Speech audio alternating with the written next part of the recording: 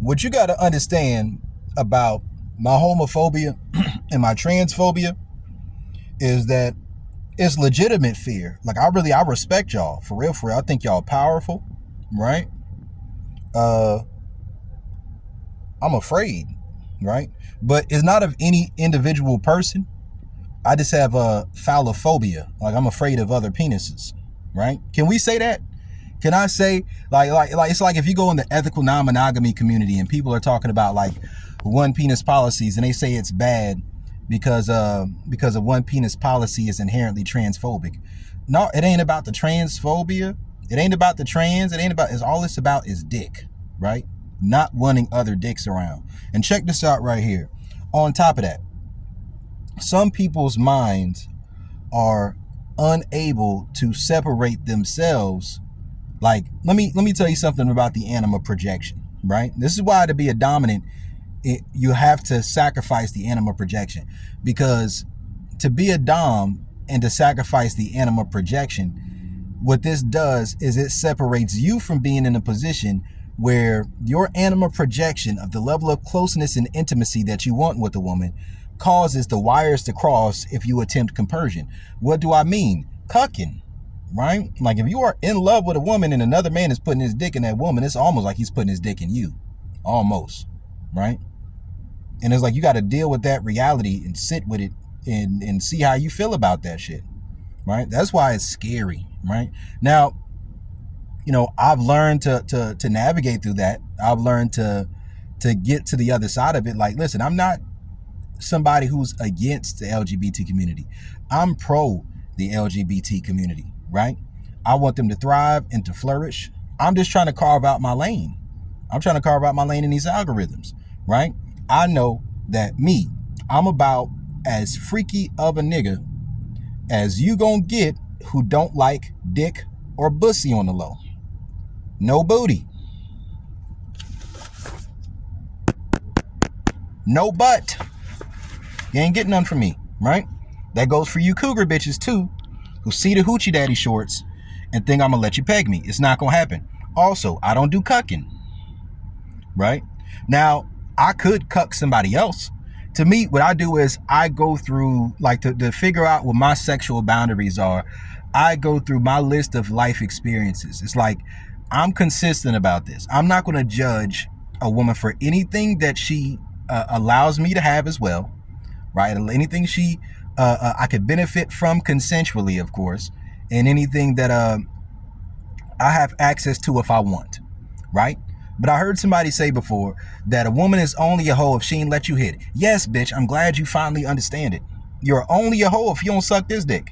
You only a dirty bitch if you don't give me some head. If I don't get no pussy, if I want it. Now, if I get to the point where I don't want it anymore, then we can desexualize the relationship. But that's only if it's a situation where, you know, you've paid your debts or your dues or whatever it is to make sure that it's on a clean slate. Because, you know, for us to have a clean slate non-sexually, to have a non-sexual relationship, like I'm a Scorpio, like I'm gonna want my get back. At some point in time, I'm gonna want to fuck you over. I'm gonna disrespect you real bad if you don't handle me correctly. So when I say, oh, you got to pay your dues, it's like, all right, cool. It'll probably be better for me to just block a bitch, block a nigga, get up out of there. Because it get to a certain point, then that's just how I am.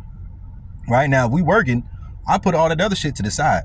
But I'm going to tell you how I come to my sexual boundaries. I go through my list of life experiences, the ones that I'm willing and open to remembering, right? And through those life experiences, I determine, okay, is this something I could be open to if it was something that happened when I was an adult, right? And if it's something that I engaged in, I feel like it would be wrong or judgmental of me, like some Madonna whore complex type of shit, not to let a woman that I'm dealing with, not that I can control shit that the bitch do anyways, I can't, and I'm not even trying to, but to, if there's anything I've given to another woman that's a fantasy that she would like to experience, right, that's within the framework of boundaries of what I would do for a random woman that I meet, then I try to hold myself to the same standard of what I would do for a woman that I love, right, or for a woman that I care about. So although I may not be into cucking like in person, like I spent my whole life watching porn. I've probably been addicted to porn since I was 7 years old. I broke that addiction, right? But yeah, my brain was blown back since I was like 7. So like, yeah, if I'm with a woman, if it was before me or it's a consensual situation, I'm not going to be hurt by her sending me a video of her sucking dick, because I've been there in a situation where it actually hurt a little bit, and it didn't hurt that much. It was just the context of it. But since I've allowed myself to have that experience and that I was still willing to stay and try to work it out at the time, I'm not going to really try to hold that against some new woman that I meet, because she may do that. So that's why I have to protect my boundaries when I'm dealing with women, because it's a narrative that I like to be consistent with.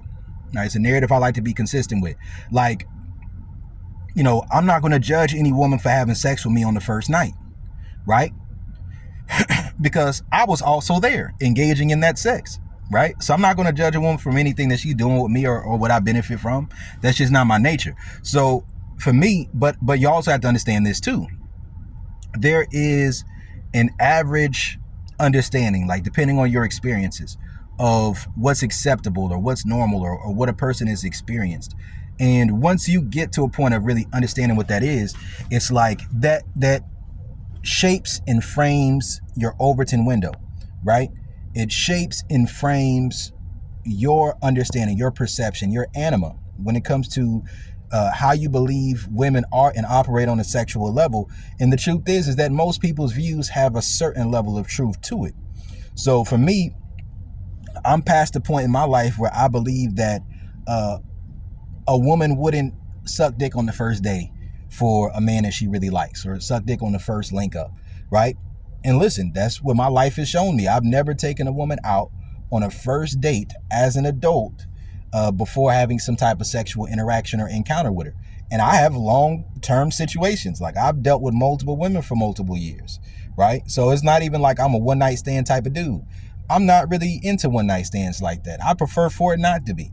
But if a woman's able to get a one-night stand off of me and she don't come back, I'm like, hey, you got me. I consider that a W. Listen, if you can hit and quit me, shit, I consider that a W. I give you your credit. It's a salute. Because for me, if I can get that pussy again, I'm going to keep getting it. Or the head. Dick in particular ain't free for me, right? So, I mean, I got to see a certain level of things. When I say dick ain't free, I ain't always talking about money, right? What I'm really talking about is consistency, just the right energy, right? A woman making herself available and being a clutch eater.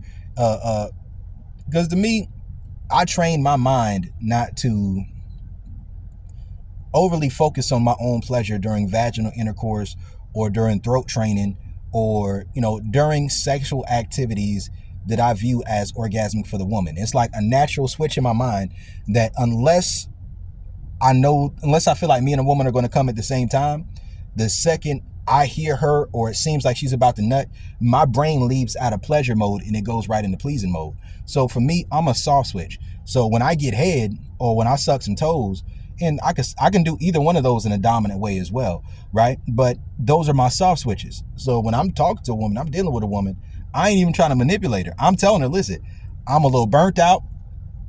I'd have been a whore. And that's the only thing that's really going to keep my attention. It's going to keep me operating with you in a upfront type of way. That's going to keep me operating with you off the strength. Eat this dick up. Send me them feet what I wanted. Make yourselves reasonably available, right? Shit like that happen. Then the truth is, I'm not a stingy guy at all, man. If I'm dealing with a woman for real, anything that I have that she could benefit from, she pretty much got access to, right? But I let bitches think I let bitches think that I am a stingy, cheap dude because I'm not trying to future fake. I'm not trying to love bomb. I'm not trying to backload like, oh yeah, well, if you do this, I'm gonna pay you later. No, like maybe with a real prostitute or something like that. And even then, I ain't paying for no pussy. No, I ain't paying for no pussy. I ain't doing that shit. I ain't tricking. Because this dick ain't free. You got to understand, I compartmentalize dominant, pleasing sexual Brody, right? From Amari just trying to get some head, right? Once that seal has been crossed, then it's like, all right, cool. You've put a little skin in the game. So now I'm going to take you on through there and I'm going to make you cry on it.